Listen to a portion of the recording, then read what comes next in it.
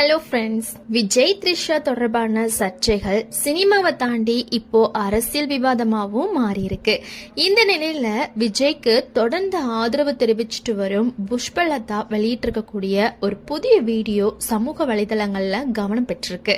குறிப்பா த்ரிஷாவும் ஒரு பெண் சிங்கமா வரலாம், அவரையும் நான் ஆதரிப்பேன் அப்படின்னு அவங்க பேசியிருக்கக்கூடியதுதான் இப்போ பலருடைய கவனத்தையும் ஈர்த்திருக்கு. கடந்த ஆகஸ்ட் 15 நடந்த சுதந்திர தின விழாவில தான் இந்த விவகாரம் இன்னும் பரபரப்பாச்சு. அந்த விழால த்ரிஷா முன்வரிசையில அமர்ந்திருந்ததும், அணிவகுப்பு போது விஜய் அவருக்கு சல்யூட் செஞ்சதும், விழா முடிஞ்சதுக்கு அப்புறம் த்ரிஷா விஜய்க்கு கை காட்டி விடை பெற்றதும் சோசியல் மீடியால ரொம்பவே வைரலாச்சு.